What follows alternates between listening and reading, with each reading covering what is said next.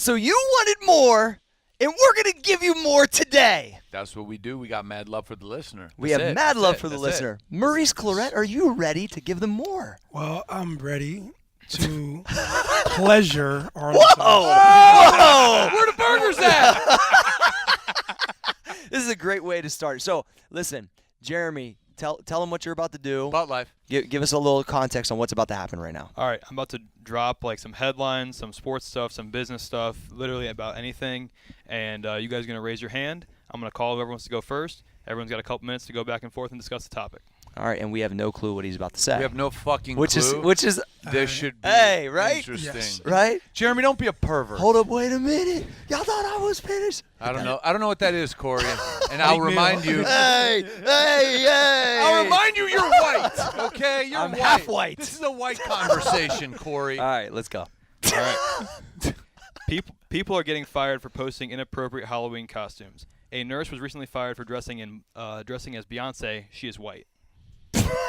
John. Hey, John wants to raise his hand first on that one. Political correctness run amok. This probably originated because some fat bitch in an office went to her boss and looked at this hot chick who dressed up as a what? As Beyonce. As Beyonce, and looked at her and like, oh my God, everyone at work is going to see her look amazing. I feel insecure now. This makes me feel uncomfortable at work. Look what she posts. Look what I feel insecure now. How can I come into work when I feel so fucking insecure? That's the world we live in. A bunch of politically correct fucking pussies. And hey, hang on. And that does not happen in this office. But I guarantee you that's how that shit went down. She did dress in blackface. I don't know what that means. I don't know. She painted her face black. That's a little. Blackface is like complete, like almost like super racist, disrespectful. So no, that like, adding that is a whole different thing, right, Mo? Jeremy, you left that out. Yeah. Yeah, Jeremy, that's a pretty important part of it. You left that out, Jeremy. That is a huge historical. I was just gonna say that's a historical thing of like old actors, correct? So that would be like that's almost like you're walking in saying "fuck off." It's in the same space of like if I came in addressed it like a Ku Klux Klan member. Like you know what you're trying to give off. Yeah. When you got a rebel flag around you. Yes. Yeah. When you do blackface, you're trying to give up. Like it's almost in the nigger What the space. fuck is wrong with people? Bro, I mean, What the fuck is wrong with people? So I'm going to recant what I said Yeah. because that piece of information, Jeremy, you got to get better at your job. Yes. That was not given to me. So I completely. But I recant. think what you said though, if she didn't go with that, This is happening all over the place, though. Yeah, John. What John that said is happening all over the place. Absolutely, because I could see you got the office. There's the hot girl every dude at the office wants to nail. She's calling me She every comes night. in looking like What's Beyonce without her up? face black. That shit John said is absolutely going to happen. Yes. If you walk in with this historical bullshit that you just talked about, that's fucked up, and I would fire your fucking ass for that. but- That is some bullshit. we're in a space. What the fuck is wrong with people? Bro. Mo, I is mean, it- seriously. Mo, is this bad to say? Oh, jeez. I don't know if I'd fire somebody for that. How does that make you feel? I'm just curious Yeah, because I I'm mean, thinking through it. Because that would almost say you condone it. Yeah. You know what I mean? Because that's literally in a space. So like if I But do they deserve a second chance? do they deserve? Maybe they were ignorant to it. I don't think you're Not- ignorant to that. To blackface, you're not ignorant to, because the thought of you putting this on your face and going like blackface is past. Like if you wanted a tan face, cool. You can go. Beyonce's light skin. There's a lot of makeups to put on to tan your face. Sure. When you go completely black and you look at the historical where it was blackface to make funny of black people and black comedians and black actors, and it was almost in the coonish space. You're thinking about lynchings and hangings and. But Mo, there's a lot of people who don't even know the name of our vice president or couldn't name 2 presidents ago. So what I'm saying is, let's say this is a 22-year-old girl. She probably, and this is just a guess, has no idea of the historical implications, but you still think it's that. From a leadership standpoint, rather you like so they say when you go to court, they say ignorance is no excuse of breaking the law, right? Okay, I like that. There's certain things that you just cross and you do that are just like when you put that on and you walked out the house and you walk past people and you walk past your friends you've walked past enough people who gave you a thought-provoking thing to like, yo, this ain't cool. This ain't cool. Yo, you tripping. You know what I'm saying? And you thought that the environment that you were in, everybody would see this as no big deal. But when like, if you in society right now don't know that race is super hypersensitive more now than ever. Yeah. I'll give you a prime example, and I know this is off the cuff. And I wanted to have a discussion with the guy. I'm going to have a discussion with him when I see him again on Sunday at his child's birthday party. A guy came over to my house. He was dropping his daughter off for Halloween. My daughter, his daughter are friends. They get dropped off Halloween. He has a Donald Trump hat, right? Mm-hmm. When he comes into the driveway, he takes his hat off and he puts it down.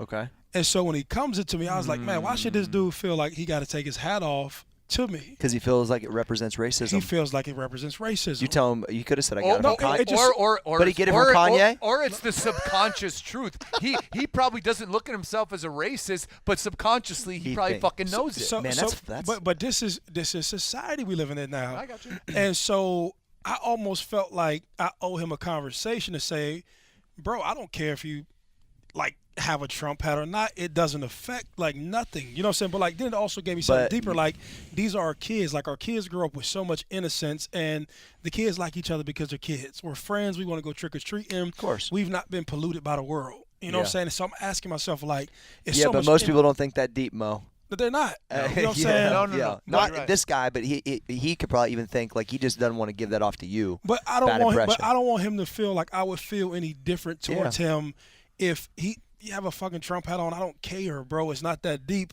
And I don't want you to think that I may think that you're a racist because this is who you support as a president. You know what I'm saying? But if you take it off, maybe you do. So, taking it off made me question him that's more. That's my point. Yeah. Yes, it. That's where that conversation will be very interesting. Taking it off made him. Taking it off was like I went back in the house and I put on my costume. Right? Was he dressed up as Donald Trump? No, he wasn't. Okay, no, just asking. But it was just it was I don't know. That has nothing to do with this, but it was just weird. I'm sorry. I broke format. But. No, that was good. No, it was good. Perfect. But life. Let's give full context this time. Let's go. Kanye West tweets, "My eyes are now wide open and now realize that I've been used to spread messages I don't believe in. I'm dissing myself from politics and completely focusing on being creative." Jeopardy, right? Kanye, yes. We're going to get buzzers. Kanye took his medicine. That was my line. That was my fucking line. And I raised my hand first. Hold it. No. I raised my hand first. I can't confirm or deny if John raised his hand faster. Kanye took his fucking medicine. Thank God.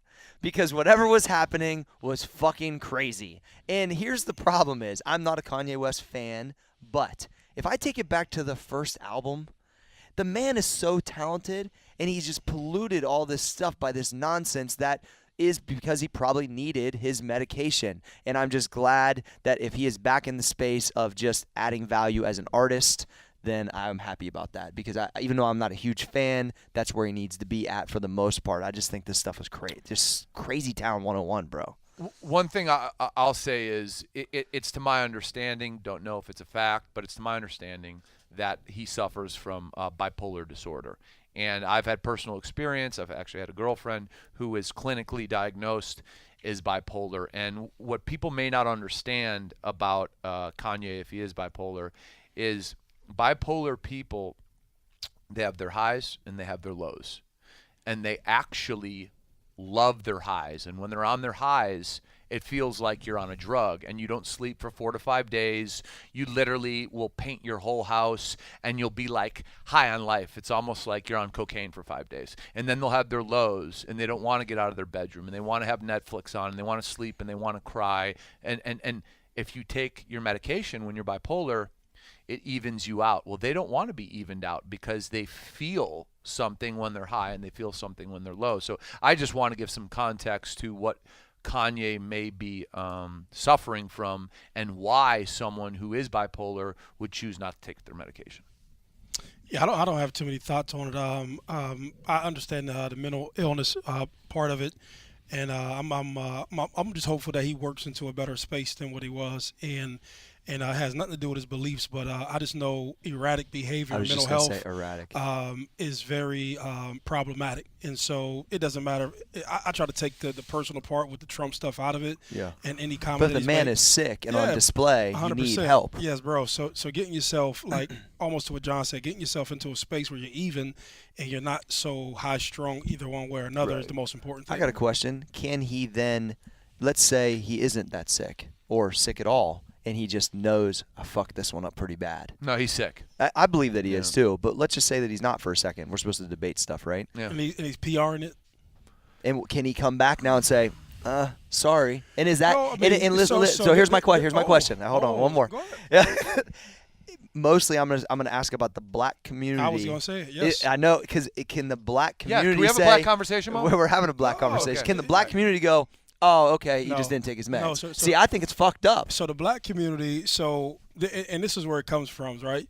So, and this is what we live into in America. So I don't even want us to frame black and white conversations if they're not like a normal thing, Yeah. right?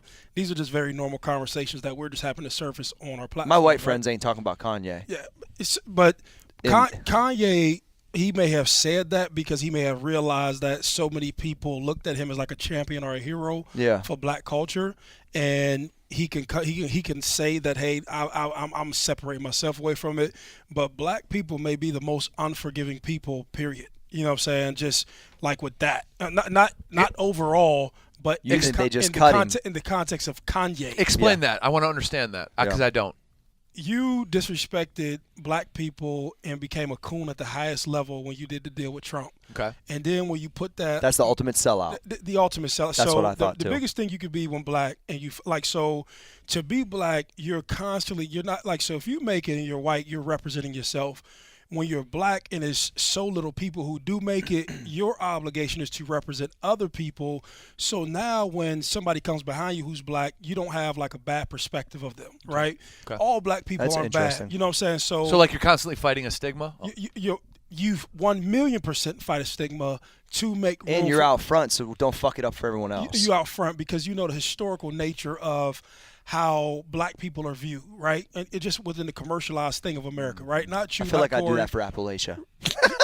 It's the same It thing. feels It's similar. the same thing, right? So when you basically put the Trump hat on, and it was three things. It was the slavery was a choice. I think that was the biggest. Oh, that was Fuck that you was to black bad. people, That was so right? bad.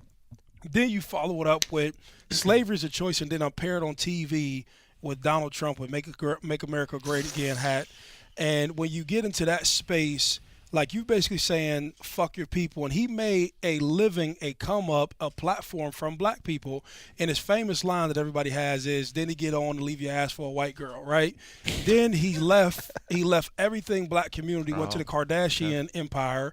And what it feels like is people feel like, man, the things that you talked about, the things that you promoted, You're fake as fuck. the health and wellness of people and giving chances and grinding and everything that he represented, like you just completely flip-flopped it. So for that case, people just like, man, fuck this dude. You know what I'm saying? That's in First two albums. Yeah, I don't feel that way about him because I don't care enough to feel a way about I gotcha. it. You know what I'm saying? Right. That's But good perspective, though, Mo. yeah, but I see it because I'm on the Makes internet sense. like everybody else. You know what I'm saying? You love the internet. Yeah, I love it, brother. Yeah. Okay. Mass consent. We are on the internet currently. We are currently online. Mass consensus for this dude is forget him, but who buys his shoes? And so his fan base, he's going to get, Butt Life buys the shoes.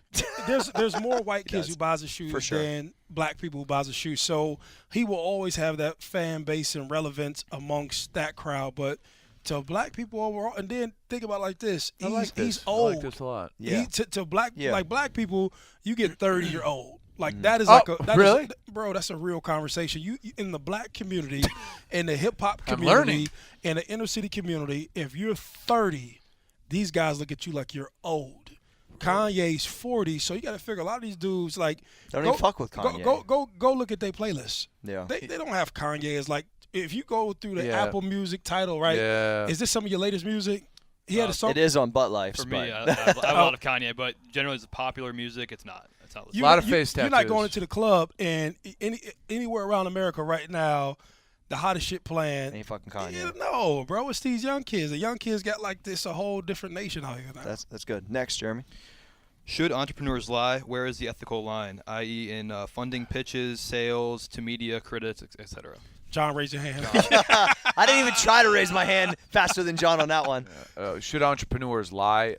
Should you ever lie about anything, especially in a funding pitch, right? So you are putting yourself on the line with people who are the most ruthless sharks, who have legal ramifications already lined up if you are lying and if you do not deliver on what you say. So if you want to go in to a funding pitch and lie to people who have made it, right, in the shark-infested waters of business, they will not only have your ass on a spit like a fucking pig roasting you, but they will fucking drain your pockets. They will take your house. They will take your cars. They will leave you out on the street. It is out of the hemisphere of ideas to lie to investors, because investors have mechanisms that are legal to absolutely dismantle you in every way. Do not fuck with them, period.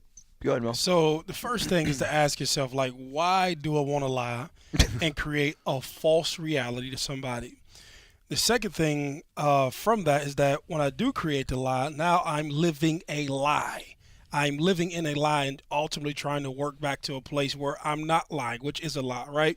And then if something else comes up that is uncomfortable to me or something that I don't want to experience, I've allowed myself to like veer from my own integrity and just say, hey, I'll lie about it, right? You've created room just to be a bitch, right? Because like in prison has got a lot of good wisdom. Like they say it like this, who are you to lie to? Like, who the fuck are you that I have to lie about anything to that makes me want to lie to you? Right. You know what I'm saying? Yeah. It doesn't matter, but you're not functioning from, if you go back to our old episode, we talk about dealing from a factual space, right? Okay, when you go pitch these investors, pitch them with your real idea, pitch them where you're really at, pitch them where you would like to be, but pitch them where you at and then give them a plan of how you plan on getting to where you want to be.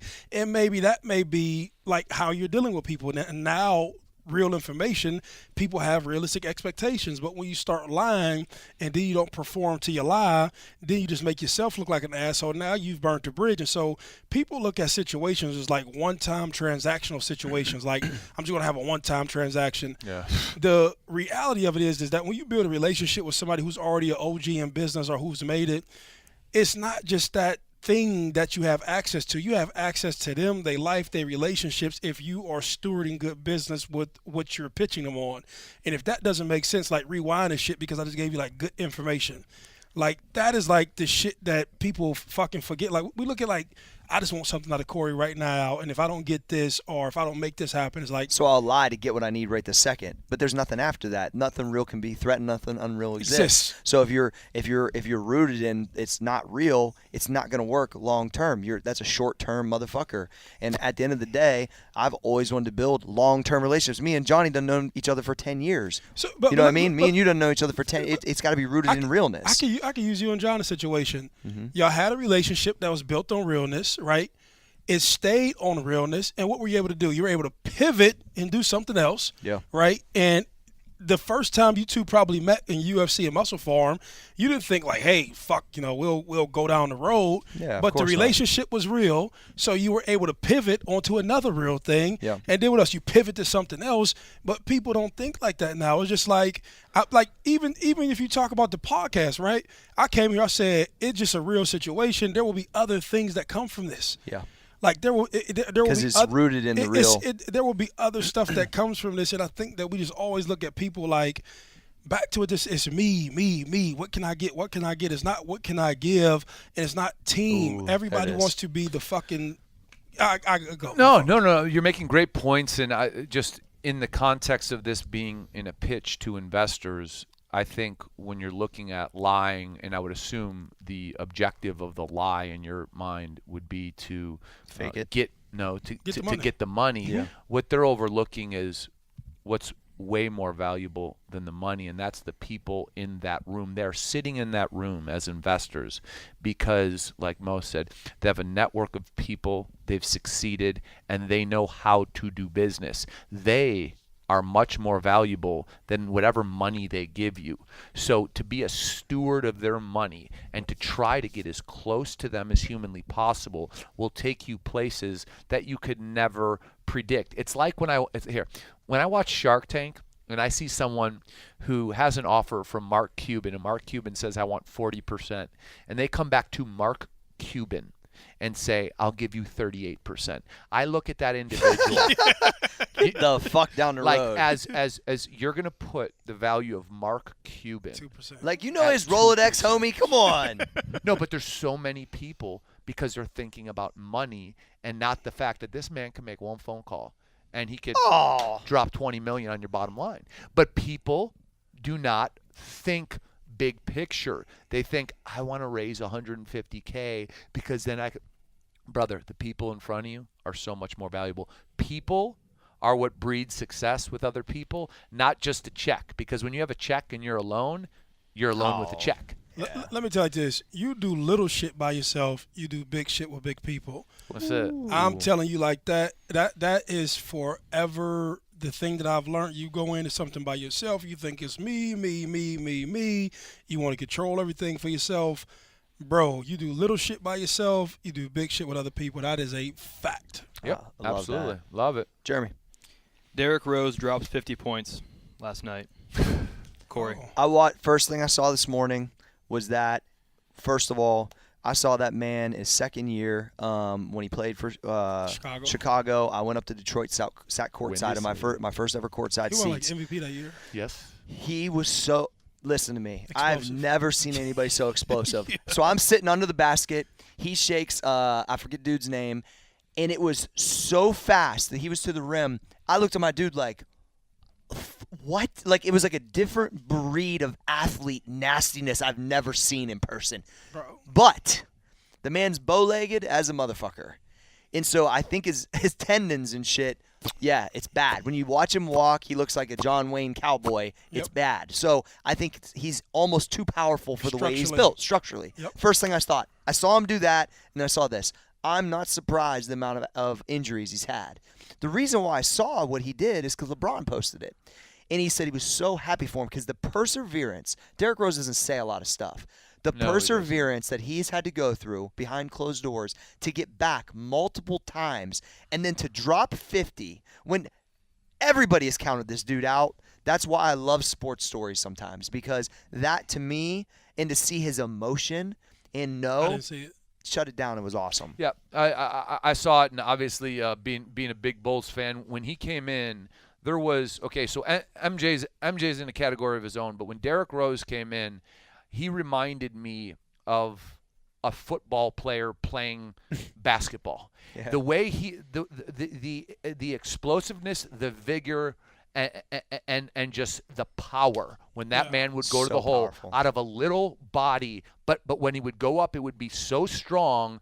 You almost knew, just like when I remember seeing Adrian Peterson run in the NFL in Oklahoma. You knew it was only a matter of That's why time. he's still doing it at 35. Right. So there's these Freak. guys that are absolutely special, and Derrick Rose was one of I'd say maybe 5 guys I can count in my lifetime that are of this era that when I first saw them play, I was my jaw was on the floor because Same. nobody else had speed and power like him, and he's from Chicago, and he played in Chicago. And for him to drop 50 was very special. But there's one thing about, when you're in Chicago, you kind of get in the weeds a little bit. Derrick, I felt bad for him because he has an idiot of a brother, and his brother created a lot of problems for Derrick and his reputation in Chicago. This guy was not educated. This guy knew nothing about nothing, but Derrick listened to him, and Derrick kind of fucked himself a little bit. Gotcha. By listening to family members and not professionals. And am I happy for the guy? Yeah, because I think Derrick Rose is a soft-spoken, good guy. Yeah. But to see him do that after the amount of injuries he's gone through is just perseverance. And I actually want to flip this to another thing I saw in sports. Okay. Real quick. That's just absolutely special, and I'm sure Mo can appreciate the intent. So Adam Thielen. You guys know who Adam Thielen is? I don't. He just set the record. Vikings wide out. 8 games in this year. He has every game is a 100-yard receiving game. He has 7 touchdowns. He has 954 yards. It's an NFL record to open a season with 4 100 yards games. I thought that was. Yeah, that's what I thought. He has 8 in a row, and the streak is continuing because we're only through week 8. 2013, he graduated from Minnesota. Minnesota State. Minnesota State Mankato. Yeah. They did not invite him to the combine, so he went to some fucking bootleg-ass combine. Well, he got to the practice squad. He stayed on the practice squad the next year. 2015, he got a chance to play special teams. Didn't get a chance to catch the ball. He was a special teams player of the year for the Vikings. Okay, here we are. It's 2018, and Adam Thielen, there's not even a close number 2. Mike Thomas from the Saints, there's not even a close number 2 in the NFL. This dude is what Calvin Johnson was, and he's this. Ty Calvin. And he's what is he tall? He's tall. He's like Ed McCaffrey He's back like in the 6'4", day. right? He's Maybe. like 6'3", and he catches everything. Yes. Everything.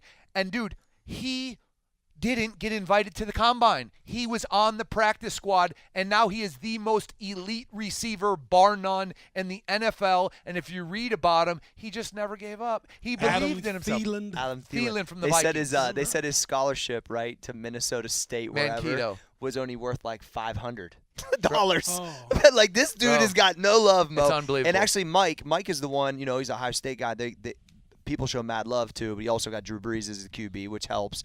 But he basically posted him and Adam just swapped jerseys and they signed him whatever. It's a big thing in the league where guys swap jerseys to have respect. And he wrote, if y'all don't know, like, this dude's real good. Like, showing love because he's the one getting the pop. Adam is getting it, but Mike is probably getting almost as much. And this dude is balling. He's shutting it down. Like, Balling. there's not a close number 2. Motherfucker, you can't score 50 points to Derrick Rose in your rec league at home, and then you can't get 800 yard Come games on. in high school. Yeah. Right. It's That's amazing. bullshit. No, that's real good. Good job, Johnny. Next, Jeremy. Lions coach Matt Patricia calls out a reporter for slouching during a press conference. Says the reporter was being disrespectful to the process. Corey. Matt Patricia's to do with the beard, right? Used to Yeah. coach for the New New England England Patriots. I mean, I don't know if he's like the embodiment of health to be talking to motherfuckers about their posture. But, I mean, I get it if it's a respect thing. But I don't know if Matt Patricia said, sit up in your chair, if I'd be like, are you fucking kidding me? Matt Patricia right now? Get the fuck out of here. Matt Patricia is a professional football coach who coaches football for a profession. He is not a professional in the media. And did they lose that game, Jeremy? I don't know. Okay, well, I'm going to assume they lost that game. I actually have no clue. It's But the Lions, so if probably. That's probably a correct assumption. If he's going to tell a professional in the media space how to physically behave in public, that is one of the most out of line and disrespectful things. And I think some of these people who get these large pedestals, oh, I'm an NFL football coach, they think that they can sit in judgment. Well, Corey just judged him a little bit, and I identify, and I can. Matt Patricia, brother, if people want to comment on you and your body and your manifestation of sloppiness that you show, you look like you just came out of a cave, haven't showered in 17 years, and have never heard of a treadmill. So for you to attack someone in the media who's simply trying to do their job, the only reason they're in that room is to do their job, and bullshit. you're upset that you might have lost or something didn't go right in your game, is being unprofessional. So Matt Patricia, check yourself. Listen, if I'm sitting there and I got my wang hanging out, could you say, Corey, put your wang back away? I would respect that. If I'm sitting there slouching, shut the fuck up. Hey, let me tell you this. First of all, they come up there with those boring-ass comments. They come up there with those same old cliche statements. Oh, the offense needs to do more. We need to practice more. We need to do whatever. And John, you were right. You kind of sparked something up in me. These coaches get on these pedestals, and they think that they're God's gift to people, right? And they think that the league only exists because of them. And I have a real problem with that. One, I love coaches and what they have done for me, but y'all motherfuckers ain't playing. You know what I'm saying? It takes people to go out there and execute and to play, and people make you who you are. And so there's a level of humility that he needs to take on, but fuck him. How about that? Next. Yeah, we ain't got much else to say about Matty Boy. NASDAQ logs its worst month since November 2008. In 2 sessions earlier this week, Facebook, Netflix, Amazon, and Alphabet lost a combined $200 billion in market value. So, do I got it, Butler? Do I got it? All right, I got it. So here's the thing, guys. This is political. And right now we have a question mark about whether or not we're going to send 15,000 active duty military to the border because apparently there's a caravan of invaders coming our way, and we need active duty military to line the border to stop them. Okay? That's a heavy, heavy maneuver. Okay? These are women, these are children, these are refugees. So when you start destabilizing the way our country behaves to certain situations, the markets and everything else has a domino effect. Now, beyond that, we want to bring jobs back in America, so we're going to start trade wars with our allies by increasing tariffs. If anybody thinks in the short term, or even fucking in the long term, that that's going to create more American jobs because people have to pay more for American it's a fucking political maneuver. And these drops are linked to something that's actually concrete. So if you want to just go sucker punch your allies just because you're going to create more jobs at home and that's a theory, it's a theory. It's not a fact. It's a theory. What is a fact is the market and the NASDAQ lost $200 billion in those stocks you named. And when you take our military, these guys have been through enough over the past 17 years. Their families have sacrificed enough over the past 17 years. So you have a caravan, quote unquote, of refugees coming this way. We don't need motherfuckers with AR-15s, machine guns and shit, greeting women and children that are just trying to escape repressive situations. I mean, this is why the markets are down. People do not know what this man's going to do next. This is not political. This is a goddamn fact. That's why the markets are down. Well, and I'll just speak on Amazon and Facebook are two things I'm heavily invested in, and I don't believe either of those are going anywhere. It is a product of what John just spoke about, which you did a great job on, Johnny. And at the end of the day, I'm not going to give stock advice, but I'm buying that stock right now. Yeah, I agree. And the fact that I believe, right, one of the stocks I have followed for a long time is Berkshire Hathaway, right? So when I wanted to invest into it, and I did not, was when it was $160,000 a share. And now it is $300,000 a share, I believe, but we can double check. Or $3.25. It's $300. And so to me, it's like Amazon halfway runs our life, and so does Facebook in some degree, whether it's Instagram or Facebook itself. They are not going anywhere. Everyone fucking uses them. And whatever they are now, I believe they will be much higher when you are older. And they have so much money that if something halts, they'll buy something else that runs our lives. Yeah, I mean, that's just fucking truth. And here's one very important thing for those people who say, oh, sanctions might come in on the internet, on these tech companies.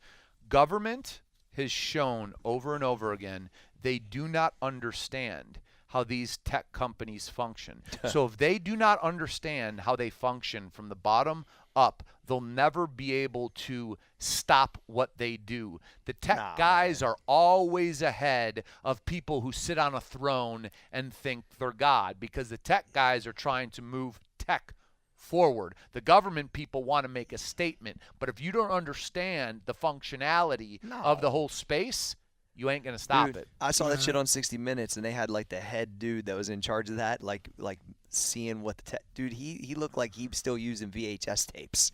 Like, because he probably is. I'm talking. They're so far behind, dude. These guys is light years ahead. That shit to me is funny. We should have a power in the session and the levels of money.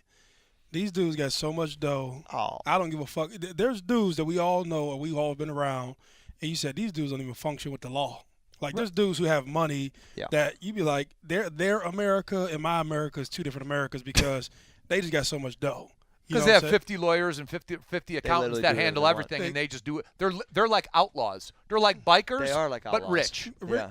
And if you are hearing this and you don't believe that that's a fact, It's a fucking fact. I can take you to people and we can experience a day, and you say, man, the way this motherfucker makes decisions is like he has no boundaries. Because he doesn't. And he doesn't, because you know what? Motherfuckers got dough. And when you have Amazon money, when you have lawyers, when you have motherfuckers who are committed, they don't give a fuck about what you put in place. And as a matter of fact, they know all the lobbyists who are fighting to put Oh, this shit in man, place. what? They know how to maneuver around it, will maneuver around it to get their desired outcome, because you believe this, they fucking hit that $1 trillion market cap, they're going nowhere. Hey. They will storm down the road, bro. My grandpa told me, I know you want to get into business. This is the best rule you need to know. The guy with the gold makes all the rules. Period. And you got to be the guy with the gold at some point. And they got all the fucking gold. Next. Thoughts on tech companies being valued based on users rather than revenue or profits? I think this is an interesting one, because valuations that aren't based on profit is how a lot of this stuff has been done forever. And in theory, right, that you can flip 1 billion users from a platform to something advertising, it almost seems like it always works. Maybe not every case, but it's interesting because I just think there's some fucking smart dudes, not that smart either way, sitting in a room thinking, you know what? I'm just gonna make up that we have 100,000 users. It's worth $9 a user. I mean, how do they do? You know what I'm saying? so- Like, they just making this shit up out of the fucking blue. So- This company's worth $1 billion. That one's worth what? Yeah, so I'm going to say a couple things. One, and this is the most public example, and then I'll get into my other point. When Facebook purchased Instagram for $1 billion, they were called absolute idiots because Facebook had no revenue, but they had hundreds of millions of daily active users. They refer to them as DAUs. Okay, so the question is, are daily active users worth more than revenue? I believe they are, and I'll kind of go into why. So a DAU would be like us having 50 million in sponsorship sales or 100 million listeners. So if we never hit the button to monetize, if we have not hit the button yet to monetize our show, but we have 100 million listeners, it doesn't take a fucking brain surgeon to know the second we try to do anything, There'll be a percentage of people who it's a wrap. It's a wrap. Because because we're not just selling something. They already trust us. They know us. And it's not like buying from a company. It's like buying already from given Mo, them a service. Corey, Yeah. and John. So I believe, And the hype is as much as you make it. and with users, and when you choose to monetize them, beyond that comes their data. Their data is another revenue stream, because when you bring in these users, you have information about them. There's large companies that don't like to talk about it that buy data by the bulk. That's why when you search Rolex watch on Google, why all these Rolex ads come up all over your fucking screen. I don't know okay? who's doing that. Exactly. No, I mean, it's because data is worth a fuck ton of money to advertisers. So I would make the argument that I would rather invest in a company that has daily active users at an obscene rate than revenue. Interesting. So you would, I mean, it makes sense. I would too. Yeah, it makes sense. Because you can, that's where the money's at right now. You can ring that bell 1,000 times, 1,000 different ways. In 1,000 You can- different industries. You can Yeah. you can put anything in front of their face. With the revenue, that may mean it's like, Good hey, question, Jeremy. I don't know. That was a good question. It's just it's a different way to look at it. Well, I think it's very different than what traditional business has been. This is a new era. People and a lot of people don't understand it, right? So if you're someone who hasn't built a platform to sell things on or haven't built social media, you really don't understand the power of a base of people, right? A base of people. Let's take again this podcast. They could be sold a book if we chose to sell them a book. Mm-hmm. They could be sold supplements. They could be sold health and wellness and mental health care services. Right? Anything. From Mo. They could be sold anything. Now, if I have started to sell advertising on, let's say, Instagram back in the day before Facebook bought them, well, you could still go in a lot of different directions, but your business is advertising at that point. I think the ability to monetize in 5 million different directions trumps revenue once again. Yeah, I like it. Cool. Next year. That's all we got. Oh, all right. So I want to weigh in. We got a couple more minutes. Mo, what do you think about that format? One, I enjoy it because it allows us to. I think it shows more of our personality. I agree. You know, I think that there were just natural emotions that I don't normally get in a formatted, structured way when we're trying to deliver a point. And I think a lot of this stuff is relevant to listeners' daily stuff, weekly stuff that they are experiencing as we're experiencing. I think the actual podcast format is more teaching of stuff that we would like to give to people Yes. for business. I like this. John? I think the listeners have made it very clear that they would like more content, and this is our attempt, and it's the beginning because there's more to come that we'll talk about at giving more content, and we're going to tweak it and we're going to add to it. But if we can deliver, like a large radio show or a large audio platform, daily content to those who want to hear it, I think we're giving our listeners what they want, and that's our ultimate mission, I believe. Well, and I think having a balance of a catalog of material that can be accessed at any time from a teaching standpoint, and that is truly what the other show does. But there's still teaching moments inside of stuff that's relevant or trending, but still this doesn't feel like it'll be super dated to me. I mean, maybe a couple points, but in reality, people could come back and still get entertained at any point when they listen to the show. No, I think, if you just think about our last conversation, right, we're talking about the value of daily active users versus revenue. I mean, that's something that is going to become a more relevant conversation as time goes on. Yeah, absolutely. Appreciate you guys. This was really good. Make sure you guys share it with your friends. Subscribe and download to Business in Biceps. Man, we're bringing variety to serve everybody, right? If you're not a hardcore business guy or gal, we're going to try to continue to give you more variety that we're confident that we have a solid voice on. So subscribe, share it with your mom, share it with your brother, share it with your sister, and we promise you we will keep bringing A game. Share it with your mama. Hey, Yes. This is one thing that won't stop. Maurice Claret, John Fosco, Corey! and the podcast be stopped! The podcast Okay, can't hey. be stopped!